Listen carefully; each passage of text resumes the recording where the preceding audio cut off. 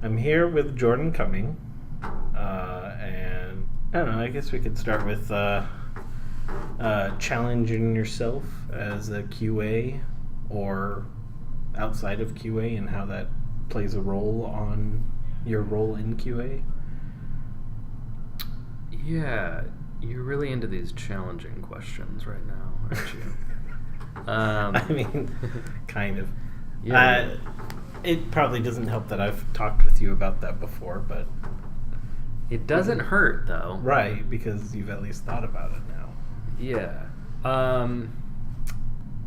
Well, as a QA, I think I'm always evaluating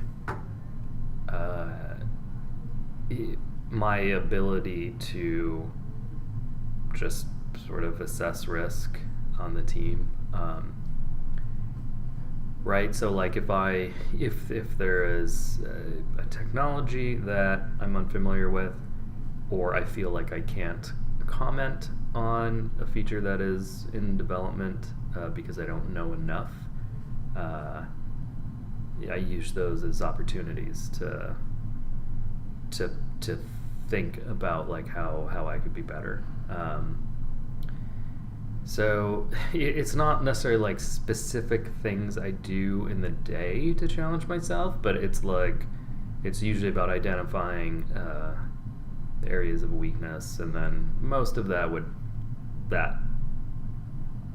the learning or whatever activities I would do to improve there would happen outside of work. But yeah, I don't think there are like specific activities I take like as a QA, or it changes because I think there's so much you could be doing or learning as it relates to software development. So yeah, I mean for now, like right now, the thing I'm interested in is security testing, which I think is a big weakness for myself. So yeah, I'm just trying to identify where my knowledge gaps are, and what either tooling or process I could bring to my teams to help bolster the security testing effort. Yeah. That's interesting. How do you think you go, or what are the steps that you kind of take to address, or not so much address, but like to find that weakness? Like how do you gain insight into your own weaknesses? Yeah, that depends. So sometimes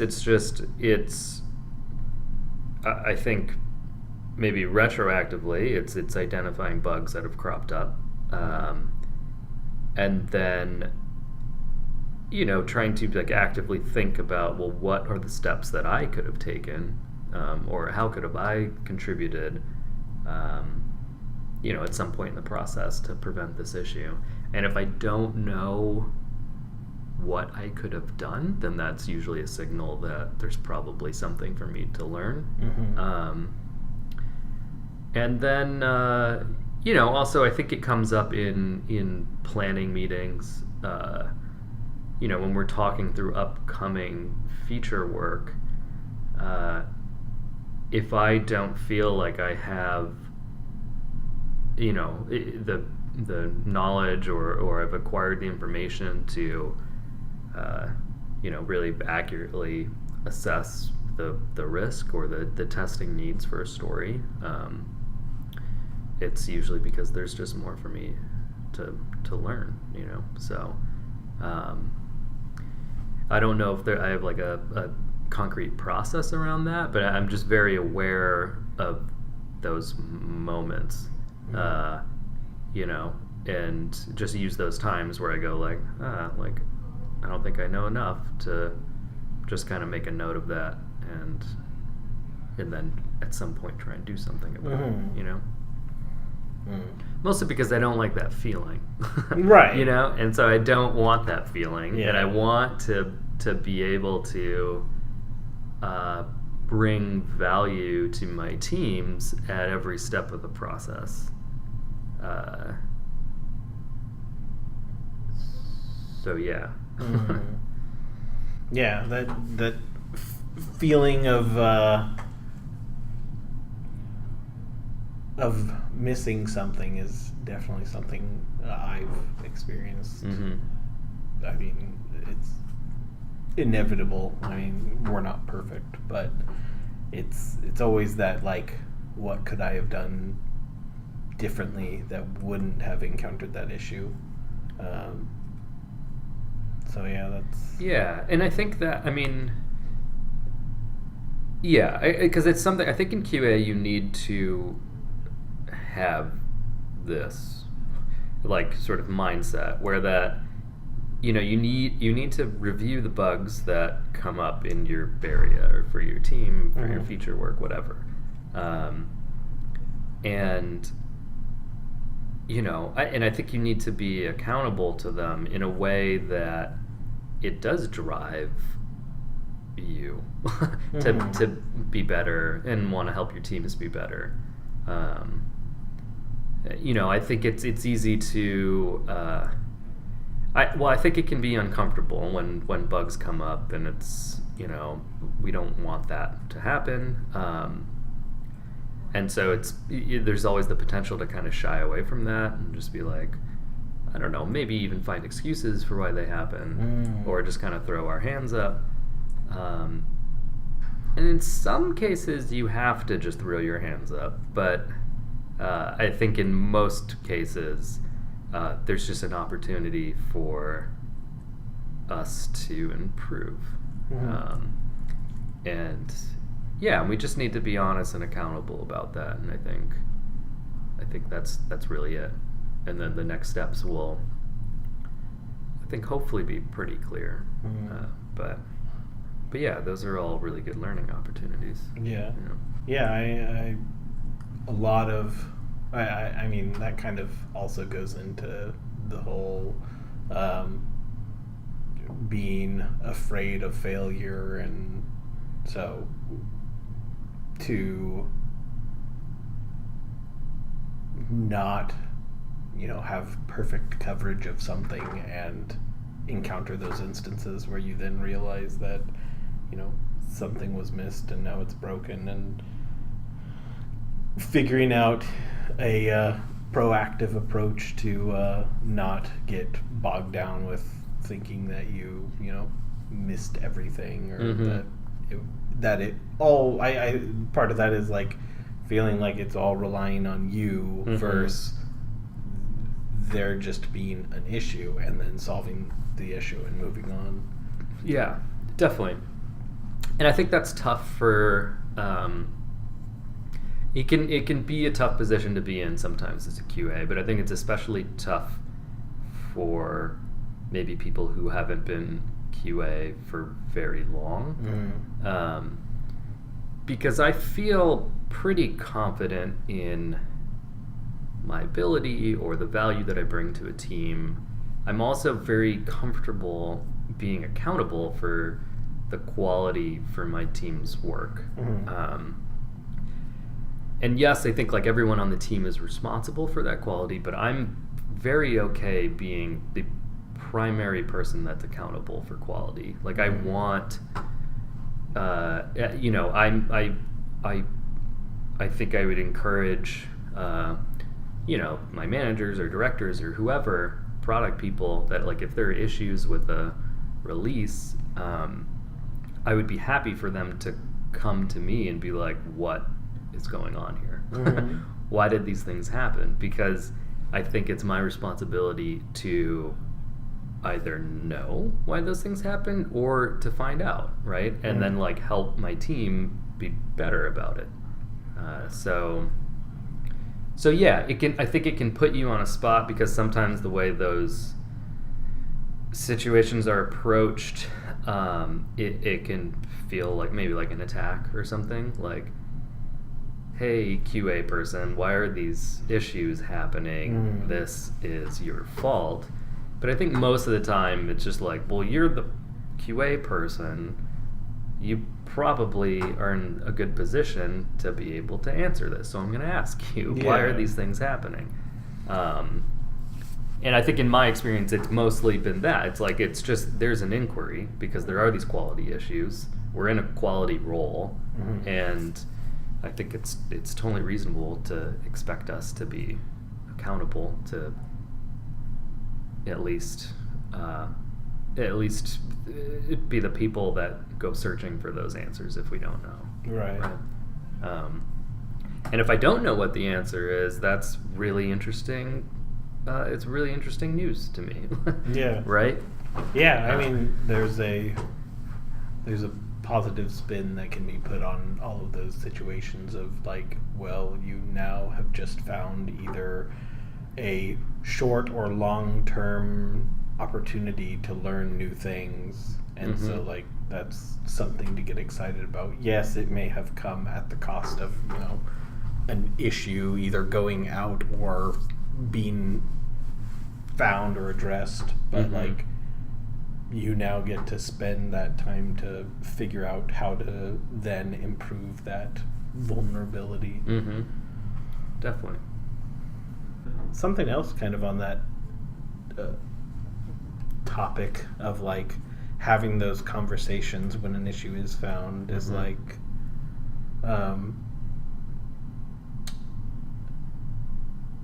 having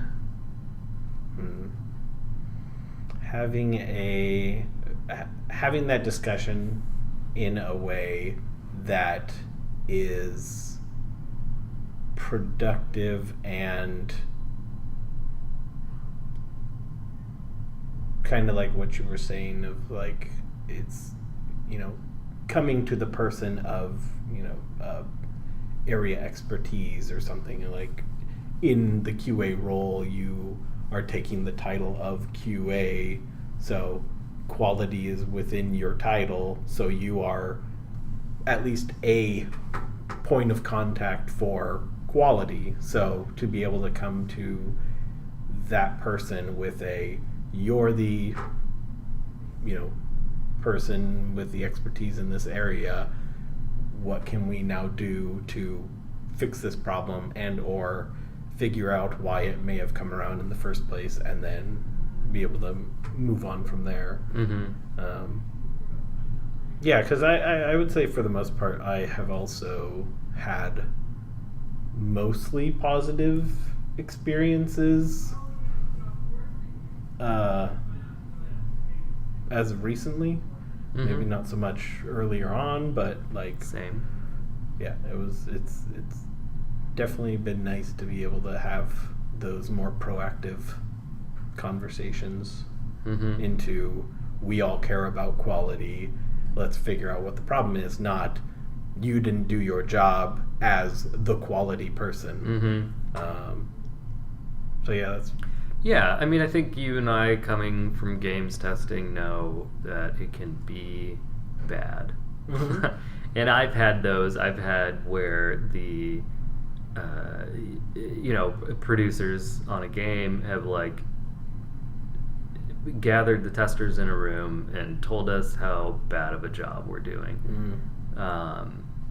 And so I think part of it is that, like, having that experience, there are like either a few things that could happen now that would be worse than that, you know, like, so it's like everything seems good to me, I guess. Going from the bottom. But yeah, again, like, I think it's just it's like embracing your role, and I think it is valuable for teams to have like a point of contact and a primary point of accountability, and that doesn't mean it is they're the only ones who have that responsibility. But I think it can be very valuable for that person that is the point of contact, but then can coordinate with the other members of the team on like, well, what's, you know, like, let's put together our strategy going forward on how to reduce these issues, right? Yeah, and I don't think it's required to have a person in that role, but I do think it can be very valuable. Yeah. So kind of going back to the initial question that kind of led us into all this. I know that something that I sometimes have a hard time with is, and I don't know if it's good or bad that I have a hard time with it, but like when asking about like challenging yourself, for some reason, most of the time I go to, when I'm asking that question, a lot of the time I think about like physical skills or like Like lifting heavy things, or like not specifically, yeah. more like like increasing your typing speed and whatnot, Okay, like sure. those kinds of like Yeah. improvements of like, how do you get faster at something, how do you do something Sure. more accurately or whatever. And so like a lot of the time whenever I'm thinking of like challenging yourself, it takes the form of like, what is the physical aspect of what we're doing, instead of like increasing your knowledge of a particular area or technical skill or something. But I'm curious what you think about that. Well, I rarely think about the physical aspects of my job because it seems not at all physical. I mean, I have done things like, okay, I'm gonna, not use my mouse for the next 30 minutes or something like that, and only use keyboard navigation. But I don't think I really create any sort of like, like mini challenges for myself, in that, like, I don't think I've really even thought about that, but that's interesting. So sort of in that there is an idea of like, how do you get yourself out of the norms of thinking, and not specifically you, but I'm more just mean like when you do find something that you don't typically think about, like in the day-to-day job, we find ourselves getting into like routines, and that, at least from my perspective, can be detrimental if you find yourself falling into a routine, because at those points you're essentially relaxed because you're kind of doing automatic things. I'm curious like how either your thoughts on that and or things you do to make sure that you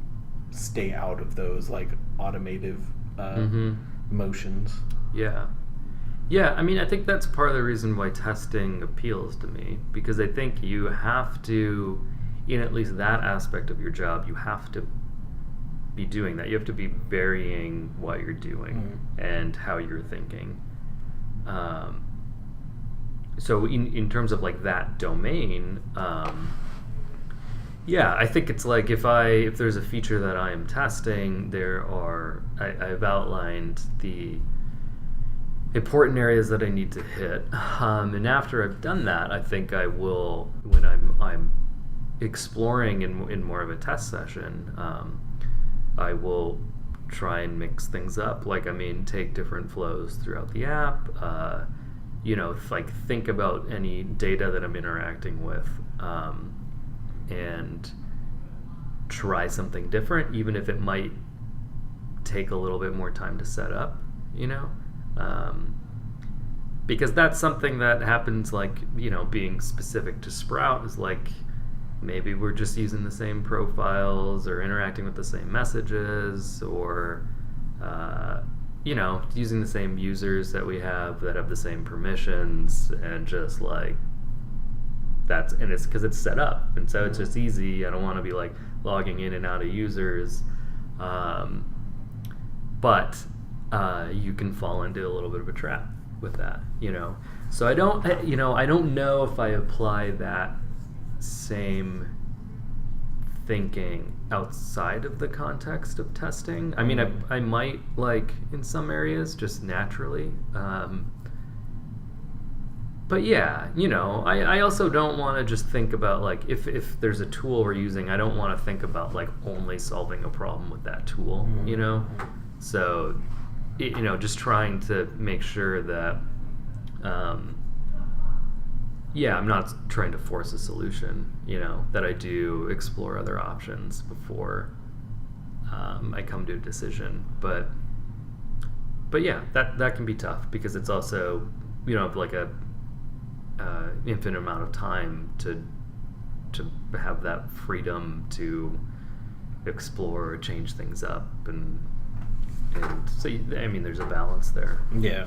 But yeah, it's important not to, I think especially so for testing, to not just stay in one lane indefinitely. Yeah. Yeah, I am definitely there. Yeah, I mean, you're the guy. You're the mix it up guy. Mix it up guy. Yeah. I mean, I do like to mix it up. I know. So the idea of the question is more on expanding your scope, or like your the amount of things that you see, not literally see, but because with especially for like getting promoted or like to be able to, maybe not so much here, but to be able to know what you need to move up. But to be able to know what you need, you have to expand your scope of knowledge and or have it be introduced to you.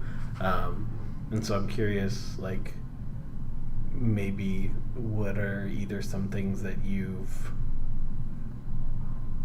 where you've had that experience, and like how you then were like became aware of something you were missing to then be able to more proactively figure out the scope of what you are missing.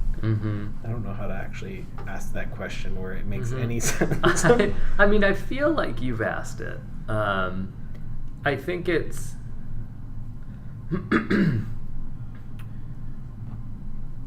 yeah, I mean, like, it's tricky to answer.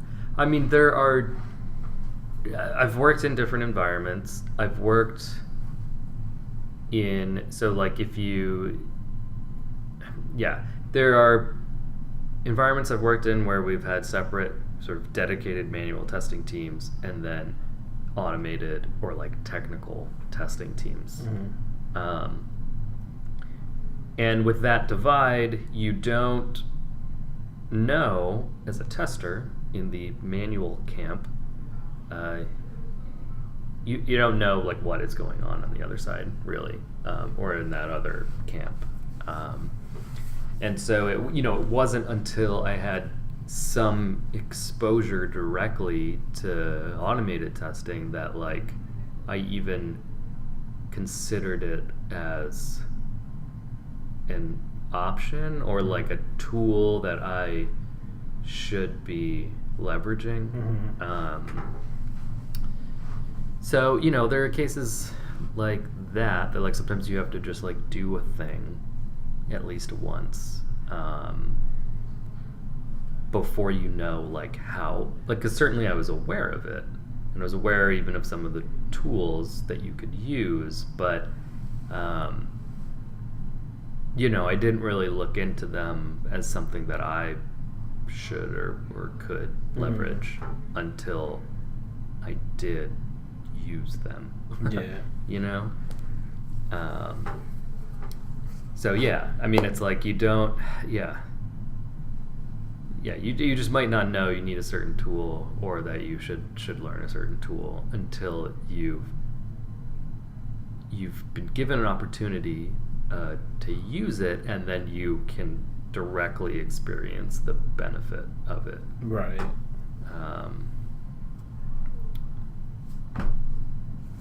But yeah, I think that's like with anything. I mean, there are lots of things. With testing in general, it's about like acquiring information and leveraging tools or technology to speed up or improve our acquisition of that information. And as you acquire more information, you learn more things, and then you realize that you need to acquire additional information or a different type of information. But you wouldn't have known that until you got that first set. So that's the same. I mean, it's and that's I think it's just like that to me is like exploratory testing, and you can apply that to like all aspects of everything that you do, where it's like you do something to get some information, and then based on that you do the next thing. Right. So yeah, it's hard to know sometimes what that next thing is until you've done the first thing, right? So yeah, it would be interesting to figure out some sort of way to provide that, or to not so much skip that step, but skip the point before that step starts. Because like that's the unknown unknowns is before that step happens, you're not even aware of this other whole universe of things. Definitely. Yeah, I mean, that's why, I mean, you can leverage people who have more experience than you. I mean, that's one way to skip steps, is that you can speak with someone who has already gone through this, and then they know, and they can point you in a direction that allows you to skip a step. You don't have to do that investigation phase to understand what the options are, right? Because someone can maybe lay out what the options are for you, you know.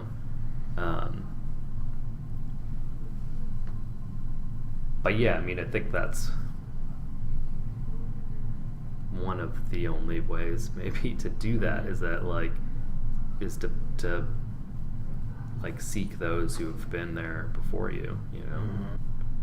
I would like to talk about how QA may or may not play a role in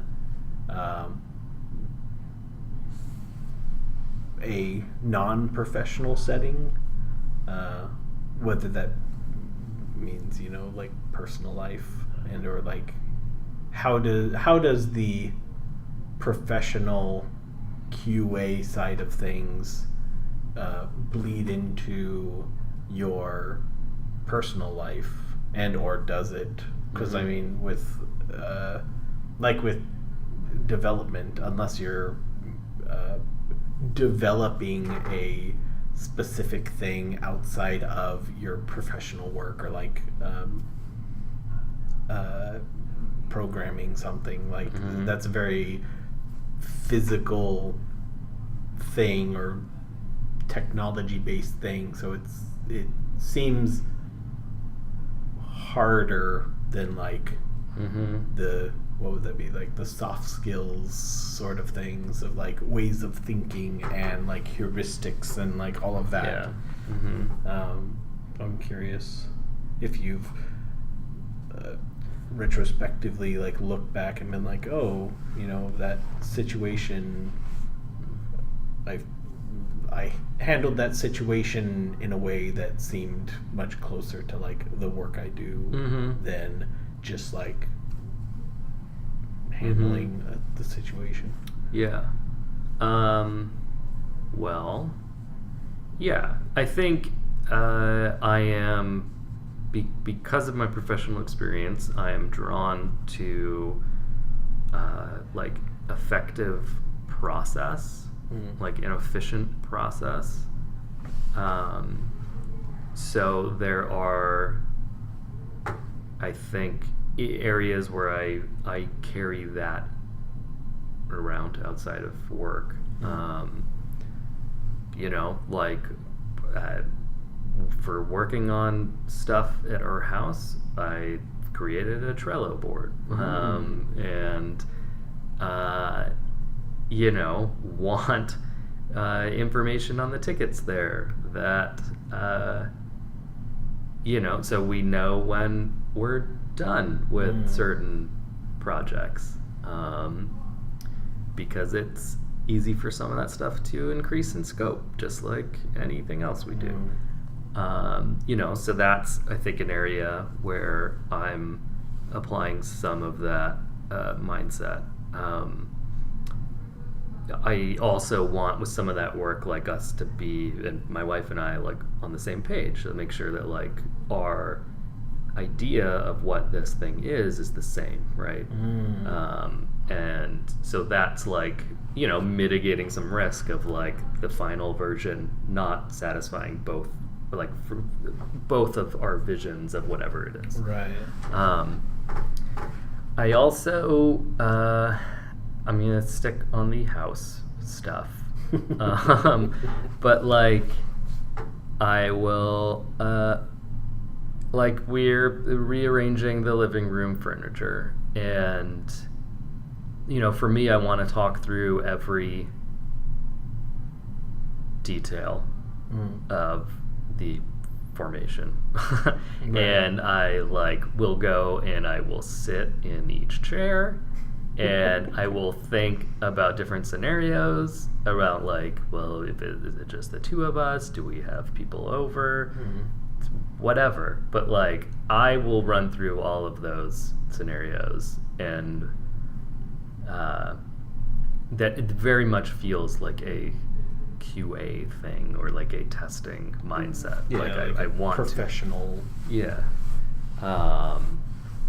But yeah, and then other things too, like I don't know, like I think debugging, like diagnosing an issue, like whether that's like any technology or anything like outside of these walls, you know, I think I just have a methodical process for identifying what those issues are.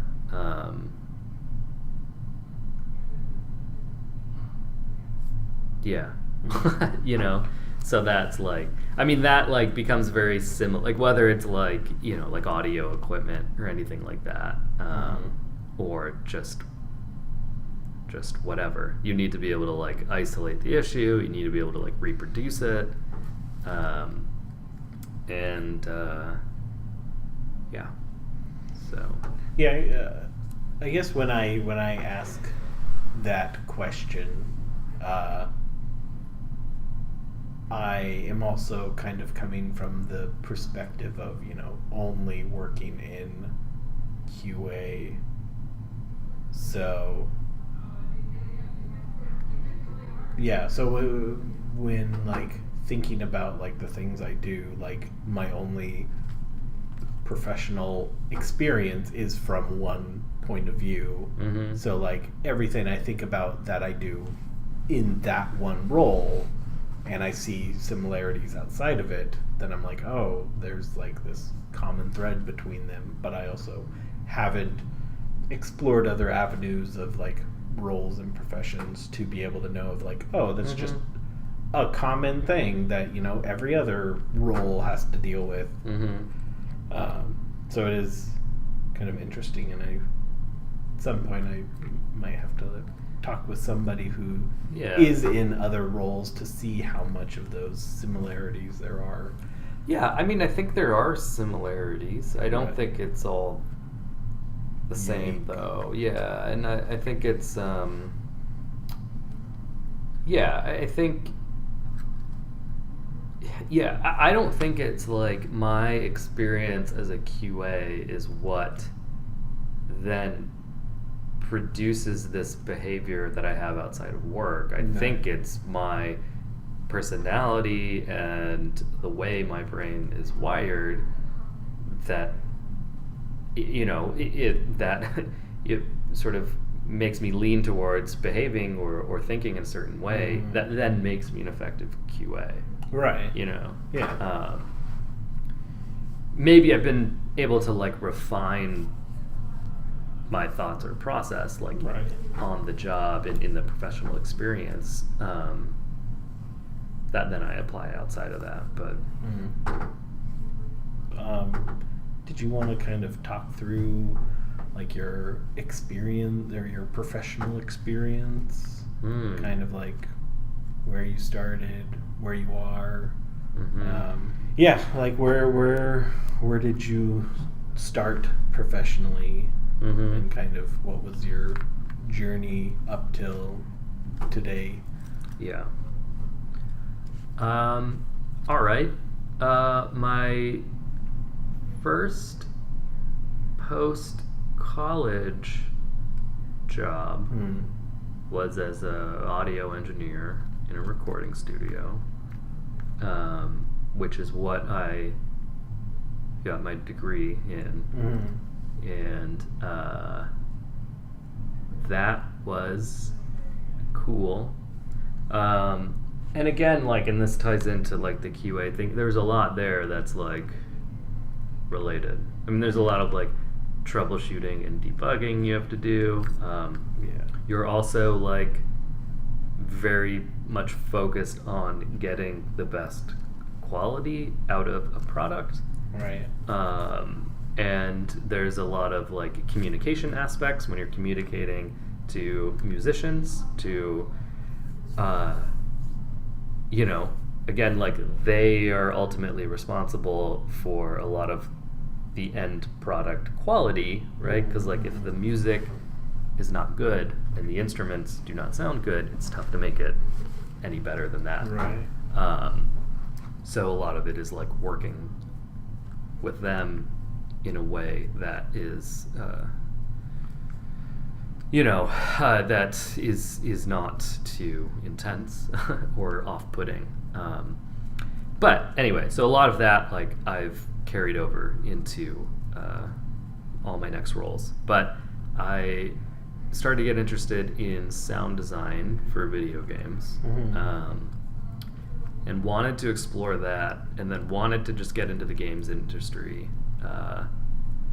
to understand more about it. Started then as a tester, Microsoft Game Studios, and the rest is history, Darren. So,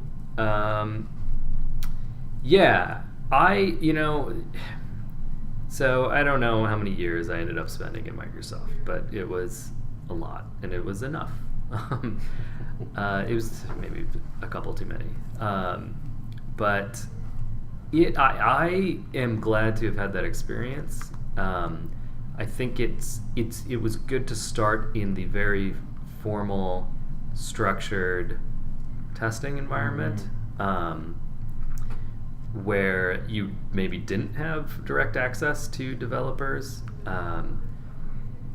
and I think you definitely learn at least some aspect of testing there, and your written communication needs to be strong, I think, to be effective,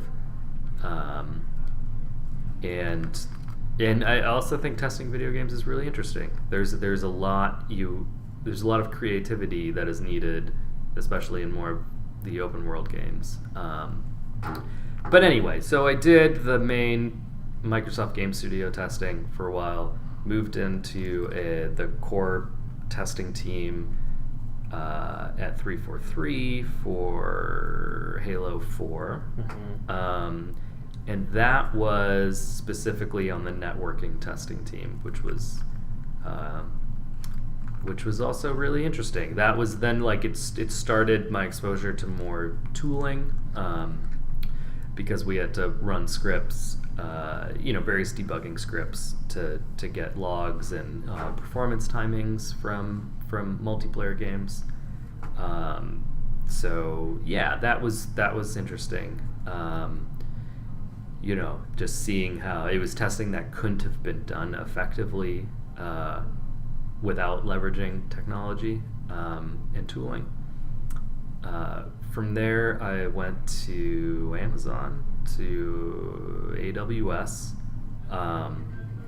and that was my first exposure to an agile team, which definitely was very welcomed. That was working on, I was on the team that was redesigning the AWS website. I kind of acted as like a test lead, and was first exposure to Scrum meetings and things like that. But it definitely clicked for me. One, just being a voice in the conversation and being able to talk through what the issues are and what steps I think we should take was new and very interesting. And the scope of the project was also very large, so it was just interesting working on a very small team that was doing a lot of work. Then I moved out here to Chicago, Illinois, and started working at Sprout, and I've been here for 4.5 years. And I think Sprout was kind of the best of all the worlds, really. There was a little bit of structure in place for the testing. There was a testing team, but then there was also a lot of independence and autonomy, and yeah, so that's cool. But yeah, I mean, I could go into more specifics of my current role in life, but yeah, in general, I find Sprout, being a QA at Sprout, really, I think really truly like the best aspects of all the roles that I've had. Yeah. For everything, team size, team dynamic, autonomy, the opportunity, responsibility, all the various ilities, and it's been good. So, do you have a creative outlet, or do you have something you do that kind of like what would that be, like, I don't know, revitalizes your my chi? Sure. I mean, just something that like gets you back into the zone, and back into the zone professionally or just in life? I mean, I'm not sure. Yeah. Both. Either. Yeah, I mean, I'm really into gardening. And that I find revitalizing and relaxing. I also like the like you've got to plan, because you've got a few different seasons, and it's like different things are going to be growing in those seasons, and you have to try and visualize what your garden is going to look like in summer and fall, and like as things die back and other things grow. And then there's also like just simple tasks you need to complete, and I like that. To me, that like is revitalizing, is just to have like a list of simple things to do and then just do all of those things. So Yeah, I think sometimes in a QA role, and when you're thinking about like strategy for a team, yeah, I feel it's just kind of like, well, there's a lot of possibilities and directions right now, and kind of like staring at a blank page, and you've got to just figure it out, and that can be, a lot of that anyway can be kind of draining or just tiring. So yeah, it could be good to have just like a list of tasks. And yeah, I like seeing things grow. Mm-hmm. Yeah, that's pretty exciting. Other than that, I'm sure there are other things, but that's like what I'm doing with a lot of my free time right now. Mm-hmm. Mm-hmm. Cool. Yeah? Yeah? Mm-hmm. I think it is. I think it's pretty cool. I'm really into wildflowers, okay? Native wildflowers. All right? For all the pollinators out there. Mm-hmm. Composting. I still gotta build the compost boxes for the backyard. But yeah, it's good. I'm really excited to have a garden, and I'm gonna spend all my time in it. Well, thanks for chatting with me. Yeah, let's do this every day. Sure. Okay. I'd do it. All right. No, this is good. I think there's lots more we can talk about too. Oh yeah. I mean, I got a lot of things. Yeah. How many more questions did you have? I don't have them numbered. They're just kind of bulked together in similar ideas. So a lot.